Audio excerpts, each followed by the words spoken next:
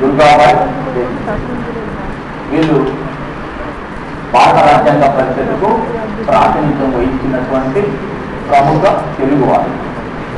Okay, అలాగే రాజ్యాంగ పరిషత్తు అంటే మనం గుర్తుంచుకోవాలి సభ్యుల సంఖ్య ఏమన్నా వివిధ ముఖ్య వర్గాలకు ప్రాతినిధ్యం వహించిన వారు, ముఖ్య వ్యక్తులకు సంబంధించినటువంటి ప్రశ్నలు కూడా. ముఖ్య వ్యక్తులకు సంబంధించిన ప్రశ్నలు అంటే ఇప్పుడు అంబేద్కర్ సభ్యత్వాన్ని కోల్పోవటం, మళ్ళీ తీసుకొని రావటం, రామప్రసాద్ ముఖర్జీని మరి రాజ్యాంగ పరిషత్ ఎంపిక చేసుకోవటం, ఇలాంటి ముఖ్యమైన సంఘటనలు ఏమైనా ఉంటే వీటి గురించి ప్రకటించాలి. వీటితో పాటు రాజ్యాంగ పరిషత్తులో వచ్చినటువంటి ఇతర మార్పుల గురించి కూడా ఎలా ఉంటారు. ఇతర మార్పుల గురించి అంటే ఇప్పుడు మనకు ఏర్పడినప్పుడు అసలు రాజ్యాంగ పరిషత్ ఏర్పడినప్పుడు సభ్యుల సంఖ్య, దేశ విభజన తర్వాత ఉన్న సభ్యుల సంఖ్య, అదేవిధంగా బ్రిటిష్ పాలిత రాష్ట్రాలకు ప్రాతినిధ్యం వహించిన వారు లేదా స్వదేశీ సంస్థానాలకు ప్రాతినిధ్యం వహించినటువంటి వాళ్ళు, అలాగే ఏ వర్గాలకు ఎవరెవరు ప్రాతినిధ్యం వహించినారు, సంఖ్య వర్గాలు. ఇక మనం నెక్స్ట్ పరిశీలించాల్సింది ఏంటంటే రాజ్యాంగ పరిషత్తులో ఏర్పడినటువంటి కమిటీల గురించి కూడా ఒక ఇంపార్టెంట్, చాలా సార్లు అడిగేటటువంటి ప్రశ్నలు ఏంటంటే రాజ్యాంగ పరిషత్తులో ఏర్పడినటువంటి కమిటీల గురించి.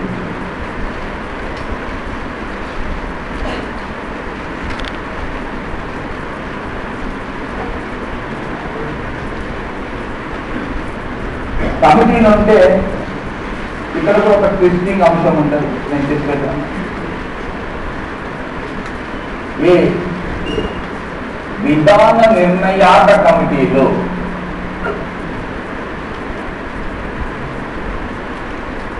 ఇవి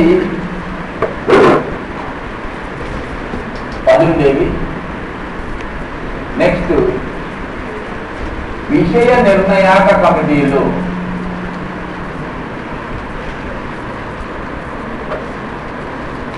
ఇవి 12 ఉండేవి. కానీ రాజ్యాంగ పరిషత్తు నుండి ఏర్పడి రాజ్యాంగ రూపకల్పనలో కీలక పాత్ర పోషించిన కమిటీల సంఖ్య ఎంత అంటే ఇది రాదు. 13 కమిటీలు కీలక పాత్ర పోషించారు. దీన్ని కూడా వారు ప్రస్తావిస్తున్నారు. కొన్ని సందర్భాలలో కొన్ని ముఖ్యమైనటువంటి కమిటీలు ఏవైతే ఉన్నాయో ఆ కమిటీల గురించి అంటే ముఖ్య కీలక పాత్ర పోషించిన కమిటీల సంఖ్య అడుగుతున్నాడు. అలాగే ఆ కమిటీల యొక్క ప్రాధాన్యత గురించి కూడా ప్రశ్నిస్తున్నాడు. ఓకే, దీంట్లో విధాన నిర్ణయం అంటే విషయ నిర్ణయం అంటే ఇది ఎవరికైనా అర్థమైనా? అర్థమైనా ఎవరంటే చెప్పొస్తున్నా. విధాన నిర్ణయం అంటే విషయ నిర్ణయం అంటే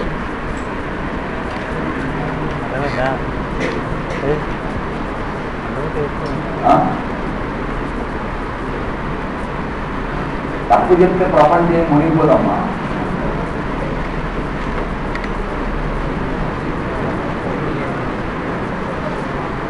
విధాన చెప్పండి. చట్టపరమైనటువంటి అంశాలు విధానపరమైన చట్టపరమైనటువంటి అంశాలు విధానపరమైన వాటికి సంబంధించినది. చట్టపరమైన అంశాలు విధాన నిర్ణయం విషయ నిర్ణయం అంటే ఏంటంటే రాజ్యాంగంలో ఏదైనా ఒక విధానాన్ని ఒక అంశాన్ని చేర్చాలా వద్దా అనే విధానం పైన నిర్ణయం తీసుకునే కమిటీని విధాన నిర్ణయంగా జరగాలి. ఉదాహరణకి 1928లో భారతదేశానికి సైమన్ కమిషన్ వచ్చింది. సైమన్ కమిషన్ ముందు మన వాళ్ళు ప్రాథమిక హక్కులని నెక్స్ట్ రాబోయే చట్టంలో భారతదేశంలో బ్రిటిష్ వాళ్ళు ప్రవేశపెట్టబోయే చట్టంలో ప్రాథమిక హక్కులని చేర్చాలి అని మన వాళ్ళు డిమాండ్ చేసినారు. డిమాండ్ చేస్తే దానిని కానీ మన కమిషన్ తిరస్కరించి ఓటు అవుతుంది అని చెప్పి చెప్తుంది. కానీ మన రాజ్యాంగ పరిషత్తు భారత రాజ్యాంగంలో ప్రాథమిక హక్కులని పొందుపరచాలి అనే విధాన నిర్ణయాన్ని తీసుకున్నాం. ఈ విధాన నిర్ణయాన్ని తీసుకోవటానికి కమిటీకి అధ్యక్షుడిగా పనిచేసిన ప్రాథమిక హక్కుల సలహా సంఘానికి అధ్యక్షుడిగా పనిచేసిన వ్యక్తి సర్దార్ వల్లభాయ్ పటేల్ పనిచేస్తున్నారు. ప్రాథమిక హక్కుల సలహా కమిటీకి అధ్యక్షుడు అంటే భారత రాజ్యాంగంలో ప్రాథమిక హక్కులు అనేటటువంటి ఒక చాప్టర్ ఖచ్చితంగా చేర్చాలి. ఇది విధాన నిర్ణయం. మరి విషయం ఏంటంటే ఈ ప్రాథమిక హక్కుల్లో ఏ హక్కులు ఉండాలి, ఇందులో ఏ హక్కులు ఇందులో ఉండాలి అనే విషయాన్ని నిర్ణయించేటటువంటి ప్రాథమిక హక్కుల సబ్ కమిటీకి అధ్యక్షుడిగా పనిచేసిన వ్యక్తి జేబీ కృపలాని. ఏ హక్కులు ఉండాలి అంటే మీకు ఇక్కడ కొంచెం చరిత్ర తెలుసు. మన రాజ్యాంగ నిర్మాతలు ప్రాథమిక హక్కులని అమెరికా రాజ్యాంగం నుంచి తీసుకున్నారు. అమెరికా రాజ్యాంగంలో ఉన్న బిల్ ఆఫ్ రైట్స్ అనే దాని నుంచి ప్రాథమిక హక్కులు తీసుకున్నాం మనం. ఏ దేశం నుంచి? అమెరికా నుంచి. కానీ అమెరికా రాజ్యాంగంలో ఉన్న ప్రాథమిక హక్కులని యథావిధిగా తీసుకొని రాజ్యాంగంలో పొందుపరచలేదు. యథావిధిగా తీసుకోలేదు మనం. ఎందుకు? ప్రాథమిక హక్కులను పొందుపరిచేటప్పుడు అమెరికా రాజ్యాంగంలో ప్రాథమిక విద్య ప్రాథమిక హక్కుగా ఉంది. పత్రికా స్వాతంత్రం ప్రాథమిక హక్కుగా ఉంది. సమాచార స్వాతంత్రం హక్కు ప్రాథమిక హక్కుగా ఉంది అమెరికా రాజ్యాంగంలో. మీకు భారత రాజ్యాంగం అమల్లోకి వచ్చినప్పుడు పత్రికా స్వాతంత్రము లేదు, విద్యా హక్కు లేదు, అదేవిధంగా సమాచార హక్కు కూడా లేదు. పత్రికా స్వాతంత్రం ఇప్పటికీ లేదు. ఒక ప్రాథమిక విద్యను మాత్రం ఇది మన 86వ రాజ్యాంగ సవరణ ద్వారా 21A అధికరణలో చేర్చినాం ప్రాథమిక హక్కుగా. 2002లో నేను చెప్పేది చేర్చాను. రాజ్యాంగ అమల్లోకి వచ్చిన 52 సంవత్సరాల తర్వాత ప్రాథమిక విద్యను ప్రాథమిక హక్కుగా 86వ రాజ్యాంగ సవరణ ద్వారా 2002లో ప్రాథమిక విద్యను ప్రాథమిక హక్కుగా చేర్చింది. అంటే అంతకుముందు లేదన్నట్లే కదా. అలాగే సమాచార హక్కు చట్టం, నేను ఆ పేరులోనే ఉన్నది, సమాచార హక్కు చట్టం.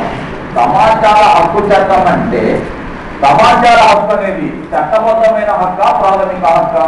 ప్రాథమిక హక్కు సార్.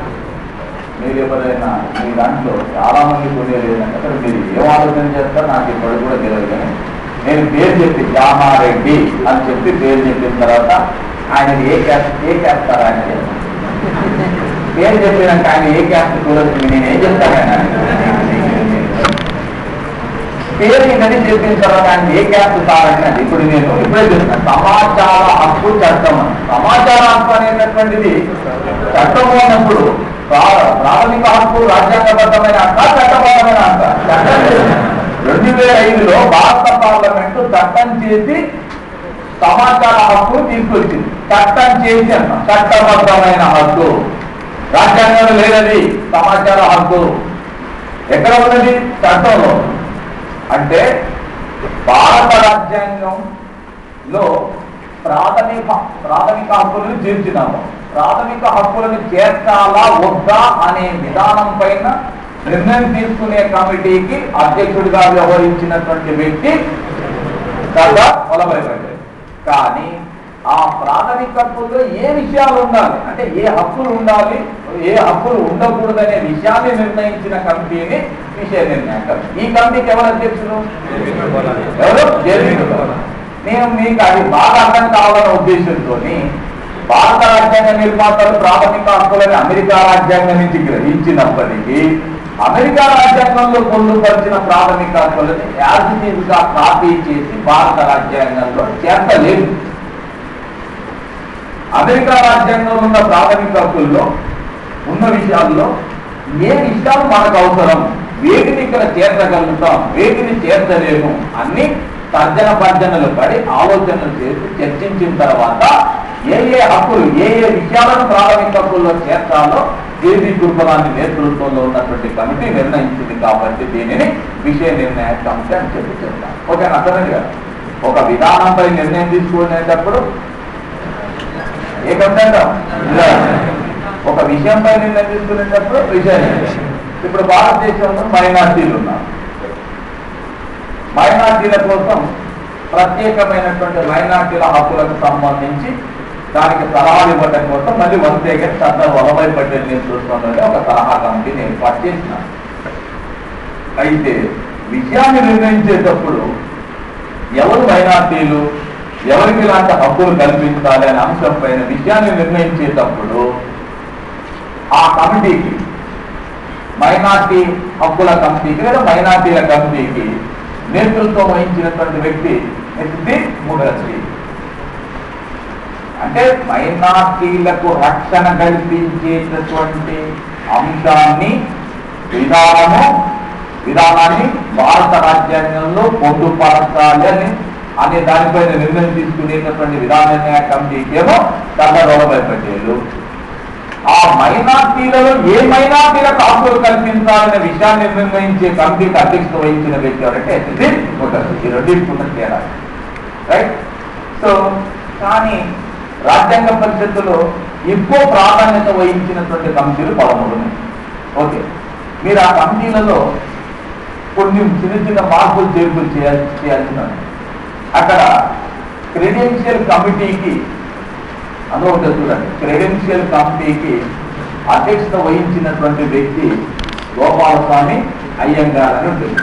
ఇంకా దాన్ని ఇమీడియట్గా కొట్టేది. క్రెడెన్షియల్స్ కమిటీల పేర్లు ఒకటగా జరుగుతుంటూ పోతే దానికి ఎదురు ఉంటుందన్నమాట. క్రెడెన్షియల్ కమిటీ ఉన్నదా? దానికి ఎదురు ఎవరి పేరు ఉంది? ఆ పేరు కొట్టేసి అల్లాడి కృష్ణస్వామి అయ్యర్. అల్లాడి కృష్ణస్వామి అయ్యర్. అల్లాడి కృష్ణస్వామి అయ్యర్ అయిపోయింది. తర్వాత యాక్చువల్గా రాజ్యాంగ పరిస్థితుల్లో కీలక పాత్ర పోషించినటువంటి వ్యక్తులు కొంతమంది ఉన్నారు. ఆ కొంతమంది నిర్వహించినటువంటి కమిటీల అధ్యక్షులే ఇంపార్టెంట్. అవే మనం కన్ఫ్యూజ్ కూడా చేస్తుంటారు. అందుకని మీరు ఏం చేస్తారంటే ముఖ్యమైన కమిటీలు ఎందుకు వాటికి నేతృత్వం వహించిన వాళ్ళు ఎవరు? ఉదాహరణకి నియమ నిబంధనల కమిటీ. ఓకే, తర్వాత స్టీరింగ్ కమిటీ, తర్వాత జెండా కమిటీ,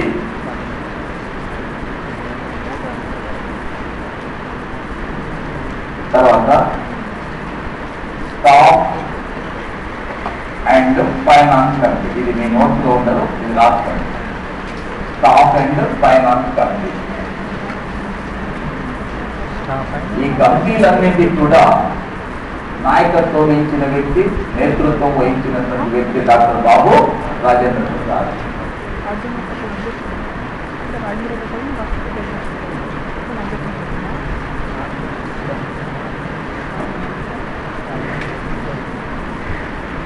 దీంట్లో మీకు నియమ నిబంధనల కమిటీ ఉంటుంది, స్టీరింగ్ కమిటీ ఉంటుంది, జెండా కమిటీ కూడా ఉంటుంది. ఉండని కమిటీ ఏంటంటే స్టాఫ్ అండ్ ఫైనాన్స్ కమిటీ. దీనికి కూడా నేతృత్వం వహించినటువంటి వ్యక్తి ఎవరు? డాక్టర్ బాబు రాజేంద్ర ప్రసాద్. ఓకే, తర్వాత అందులో లేని ఒక కమిటీ ఏంటంటే ఆర్డర్ ఆఫ్ బిజినెస్ కమిటీ అని ఉంటుంది. అదొకటి ఉండదు, అది కూడా ఆర్డర్ ఆఫ్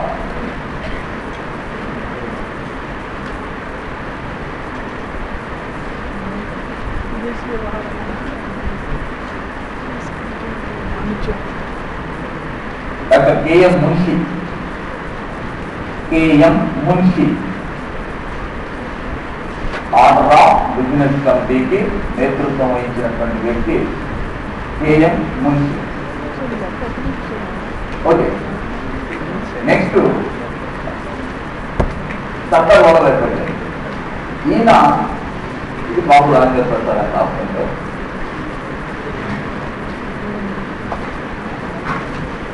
సత్తర్ వల్లభాయ్ పటేల్ చాలా కమిటీలకు అధ్యక్షత వహించినారు. మొత్తం రాజ్యాంగ పరిషత్ కమిటీలలో అతి పెద్ద కమిటీ ఏంటంటే సలహా సంఘం.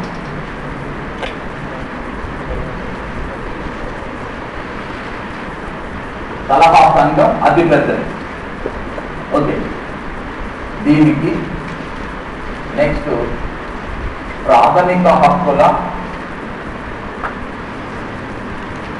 సలహా కమిటీ, మైనార్టీ హక్కుల సలహా కమిటీ, నెక్స్ట్ రాష్ట్ర ప్రభుత్వ అధికారాల కమిటీ, రాష్ట్ర రాజ్యాంగ కమిటీ. ఈ కమిటీలన్నింటినీ కూడా నేతృత్వం వహించినటువంటి వ్యక్తి ఎవరంటే సర్దార్ వల్లభాయ్ పటేల్. యాక్చువల్గా వీళ్ళు ఎక్కువ కీలక పాత్ర పోషించినటువంటి వాళ్ళు. ఇకపోతే నెహ్రూ యూనియన్ పవర్స్ కమిటీ అంటే కేంద్ర ప్రభుత్వ అధికారాల కమిటీ. యూనియన్ పవర్స్ కమిటీ అంటే కేంద్ర ప్రభుత్వ అధికారాల కమిటీ. కేంద్ర రాజ్యాంగ కమిటీ, అలాగే రాష్ట్రాల సంప్రదింపుల కమిటీ. ఈ మూడింటికి నేతృత్వం వహించినటువంటి వ్యక్తి నెహ్రూ.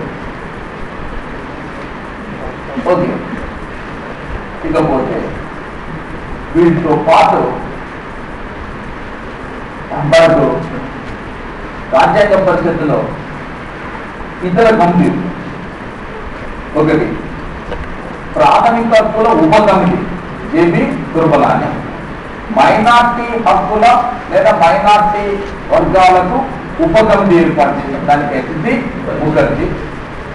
అలాగే సుప్రీంకోర్టు సన్నాహక కమిటీ. యాక్చువల్గా సుప్రీంకోర్టు సన్నాహక కమిటీ అని అంటే వరదాచారి లేదా వరదాచార్యాలు అన్న ఆయనే, వరదాచారి అన్నాకనే రాజ్యాంగ పరిషత్తులో సభ్యుడు కాకుండానే రాజ్యాంగ బాధ్యతలు నిర్వహించిన రెండో వ్యక్తి ఇతను. మొదటి వ్యక్తి ఏమో బిఎన్ రావు, రెండో వ్యక్తి వరదాచారి. ఇతను సుప్రీంకోర్టు సన్నాహక కమిటీ అధ్యక్షుడిగా పనిచేసినాడు. అలాగే పార్లమెంట్ లేదా శాసనసభల నియమ నిబంధనల కమిటీకి నేతృత్వం వహించినటువంటి వ్యక్తి జీవి మావలంకర్. క్రెడెన్షియల్ కమిటీకి అధ్యక్షుడిగా పనిచేసినటువంటి వ్యక్తి అల్లాడి కృష్ణస్వామి అయ్యర్. హౌస్ కమిటీకి అధ్యక్షత వహించినటువంటి వ్యక్తి డాక్టర్ భోగరాజు పట్టాభి సీతారామయ్య.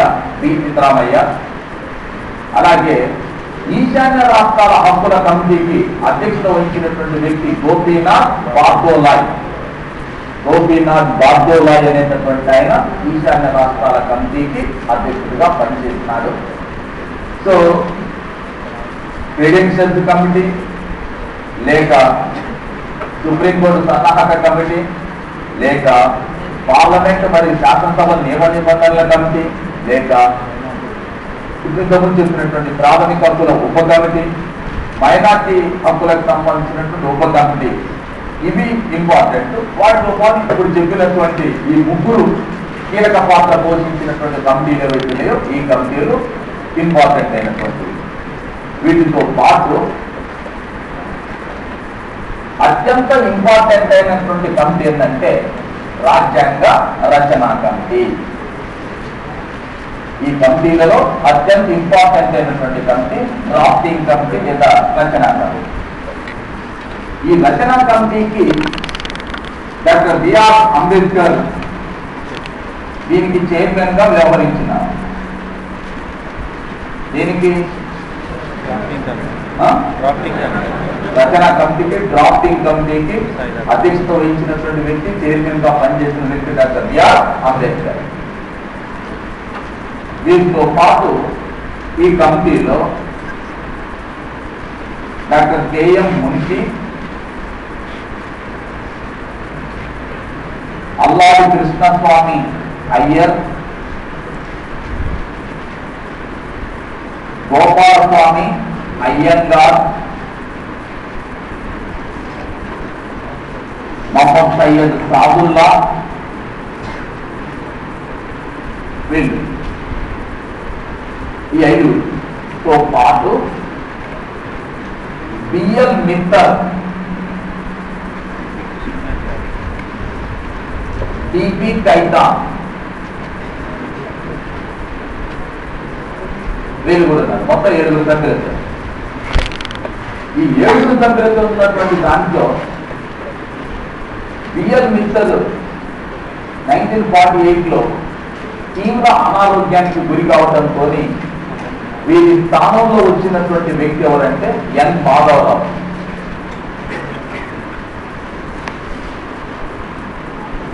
వాటి చివరిలో టిపి కైతా మరణించడంతో ఇతని స్థానంలో వచ్చినటువంటి వ్యక్తి టిబి కృష్ణమాచారి.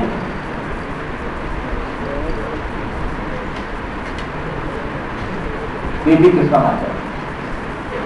నేను దీనికి సంబంధించిన ప్రశ్న చెప్తాను. విషయం ఏంటంటే గతానికి ఇప్పటికి వచ్చిన తేడా. గతంలో రాజ్యాంగ పరిషత్కు తాత్కాలిక అధ్యక్షుడిగా పనిచేసిన వాడు, లేక రాజ్యాంగ పరిషత్కు శాశ్వత అధ్యక్షుడిగా పనిచేసిన వాడు, లేక రాజ్యాంగ రచన కమిటీకి చైర్మన్ గా పనిచేస్తున్నారు. ఇది గతంలో వచ్చిన ప్రశ్న. ఆ రోజు పోయింది. వాడు ఏం చేస్తున్నారంటే ఇందులో ఒక 3 పేర్లు ఇచ్చి ఈ క్రింది వారిలో రాజ్యాంగ రచనా కమిటీలో సభ్యుడు కాని వ్యక్తి ఎవరని అడుగుతున్నారు. అతనికి రాజ్యాంగ రచనా కమిటీలో ఉన్నటువంటి 7 సభ్యుల పేరు, 9 మంది సభ్యుల పేరు, యాక్చువల్గా 7 కమిటీ, కానీ 9 మంది పేర్లు తెలుసున్నారు. తెలుసుంటే వారు 3 పేర్లు ఉన్న సభ్యుల పేర్లు ఇచ్చి ఒక సభ్యుడు లేని పేరు ఇచ్చి ఆ లేని వ్యక్తి ఎవరు అని చెప్పి అడుగుతున్నాను. ఒకటి. రెండో విషయం ఏంటంటే ఎన్ మాధవరావు రాజ్యాంగ పరిషత్తు రాజ్యాంగ రచనా కమిటీ సభ్యుడిగా ఎవరి స్థానంలో నియమింపబడినాడు అంటే నీకు బిఎల్ మిత్తర్ అనేటటువంటి వాడు రాజ్యాంగ రచనా కమిటీలో సభ్యుడు, ఆయన తీవ్ర అనారోగ్యానికి గురైనాడు, ఆయన ప్లేస్లో ఈయన తీసుకున్నాడనే అవగాహన నీకు ఉంటే ఎవరి ప్లేస్ వచ్చిందని అడుగుతున్నాడు.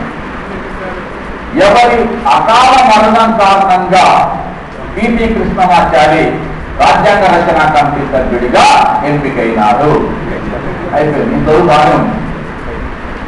ఇంకా తలనొప్పి ప్రశ్న ఏమిటంటే ఈ రచనా కమిటీలో న్యాయవాద విద్యను అభ్యసించని, న్యాయవాద వృత్తిని అనుసరించని ఏకైక సభ్యుడు ఎవరని అడుగుతున్నారు. అంటే నీకు వాళ్ళ తాత ముత్తాతల చరిత్ర గురించి తెలవాల్సిన అవసరం ఉంది. ఇందులో రాజ్యాంగ రచన పేరు గుర్తుంచుకోవాలంటే ఓకే, ఆయన ఏం చదివిలో తలవ విషయం గురించి అడుగుతున్నాడు. అంటే అది మరి అడిగేవాడికి చెప్పేవాడు లోపలి ప్రతిసారి ఎందుకంటే ఇదే జాగ్రత్త. భారత రాజ్యాంగం పైన రాజ్యాంగ పరిషత్ పైన ఒక విమర్శ ఉంది. ఎవరు జెన్నింగ్స్ అనేవాడు చెప్తారు, Indian constitution is nothing but A lawyers Paradise అంటారు. భారత రాజ్యాంగం అనేది న్యాయవాదుల స్వర్గం అంటారు. ఎందుకు న్యాయవాదుల స్వర్గం అంటారంటే భారత రాజ్యాంగ పరిషత్తులో మెజార్టీ సభ్యులు ఎల్ఎల్బి చేసిన వారు, మెజార్టీ సభ్యులు అంటే న్యాయవాద వృత్తిని అనుసరించిన వారు, న్యాయవాద విద్యను అభ్యసించిన వారు. కాబట్టి వాళ్ళ పాండిత్యం మొత్తం తీసుకొచ్చి రాజ్యాంగంలో చేర్చినారు. వీళ్ళంతా న్యాయవాద వృత్తిని అనుసరించిన వారే కదా. కాబట్టి వాళ్ళ పరిజ్ఞానం మొత్తం తీసుకొచ్చి రాజ్యాంగంలో చేర్చడంతో భారత రాజ్యాంగం ఎలా తయారైంది, చాలా విస్తారంగా తయారైంది, న్యాయవాద స్వర్గంగా మారిందని చెప్పి తరగతి జెన్నింగ్స్ వర్ణిస్తారు. ఓకేనా? అయితే అలా వర్ణించబడేటటువంటి రాజ్యాంగ పరిషత్తులో అసలు ఆ న్యాయవాద విద్యనే అభ్యసించని వ్యక్తి అంటే పెక్యులర్ పర్టిక్యులర్ గా వాడు అడిగినాడు. ఎవరంటే టీవీ కృష్ణమాచారి. ఈయనొక్కడే న్యాయవాద విద్యను అభ్యసించలేదు, న్యాయవాద వృత్తిని కూడా అనుసరించలేదు. ఇలాంటి పెక్యులర్ క్వశ్చన్స్ అడిగినా కూడా మనం చేసేటందుకు సిద్ధంగా ఉండాలి. ఓకే, సో రాజ్యాంగ రచన చేసేటప్పుడు అనేక కమిటీలు ఏర్పడ్డవి. ఆ కమిటీలకు వివిధ వ్యక్తులు నేతృత్వం వహించినారు. ఎవరెవరు ఏ కమిటీలకు నేతృత్వం వహించినారో చెప్పటమే కాకుండా కొన్ని పెక్యులర్ ప్రత్యేక కారణాలను కూడా మనం దృష్టిలో పెట్టుకోవాల్సి ఉంటుంది. ఇక రాసినటువంటి అంశాలు మాత్రమే కాకుండా ఇంకొకటి కూడా మీకు ఇంతకుముందు చెప్పినాను. ఏంటి ఒకటి, బిఎన్ రావు రాజ్యాంగ పరిషత్ సభ్యుడు కాదు, కానీ రాజ్యాంగ పరిషత్ సలహాదారుగా వ్యవహరించినాడు, రాజ్యాంగ ముసాయిదాను తయారు చేసినాడు, అంతర్జాతీయ న్యాయస్థానానికి ఎంపికైన మొదటి భారత్. ఆ ప్రత్యేకత. అలాగే ఇంతకుముందు చెప్పినట్టుగా వరదాచారి అనేటటువంటి వ్యక్తి రాజ్యాంగ పరిషత్ సభ్యుడు కాదు, కానీ భారత సుప్రీంకోర్టు యొక్క సన్నాహక కమిటీ అంటే భారత సుప్రీంకోర్టు యొక్క నిర్మాణం ఎలా ఉండాలి, న్యాయమూర్తుల సంఖ్య ఏంటి, వీళ్ళని నియామకం చేసే అంశం, వీళ్ళకి ప్రపంచ నియమ నిబంధనలు సమకూర్చడంతో పాటు కీలక పాత్ర పోషించినటువంటి వ్యక్తి వరదాచార్య ఈ కమిటీ. అలాగే ఇంకొక అంశం కూడా ఏంటంటే రాజ్యాంగ పరిషత్కు ఎలాంటి రాజకీయ నేపథ్యం లేకపోయినప్పటికీ కూడా, కేవలం తమ మేధాశక్తితోనే రాజ్యాంగ పరిషత్కి ఎంపికైన వాళ్ళు ఉన్నారు. Doctor Sarvepalli Radhakrishnan, professor KT Shah, doctor HV Kamath, Gopalaswami Ayyangar, Shanmukham Chettiar, వీళ్ళెవరికి కూడా రాజ్యాంగ అంటే రాజకీయపరమైన వెనకటి చరిత్ర అని చెప్తాను. మాకు చాలా గొప్పది, అలాంటిది ఏం లేదు. లేకపోయినా కూడా కేవలం వాళ్ళ మేధాశక్తితో మాత్రమే రాజ్యాంగ పరిషత్తుకు ఎంపికైనటువంటి వాళ్ళు ఉన్నారు. Doctor Sarvepalli Radhakrishnan, professor KT Shah, professor Naseeruddin, అదేవిధంగా షణ్ముఖం చెట్టియార్, గోపాలస్వామి అయ్యంగార్, హెచ్వి కామత్ లాంటి వాళ్ళు యాక్చువల్ గా వాళ్ళకి ఎలాంటి రాజకీయ నేపథ్యం లేకపోయినప్పటికీ కూడా రాజ్యాంగ పరిషత్తుకు ఎంపిక కావడం జరిగింది.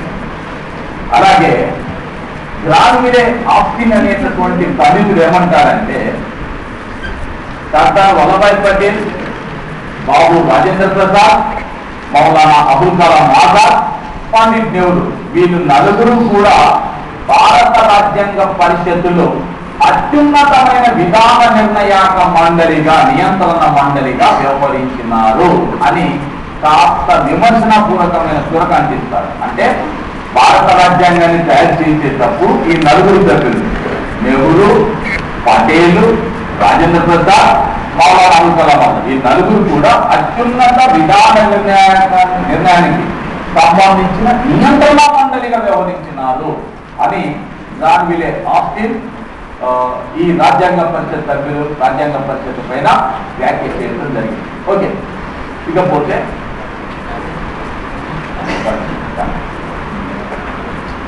ఈ రాజ్యాంగానికి చెప్పే సంఖ్య ఒకసారి మళ్ళీ తర్వాత ఉంటుంది.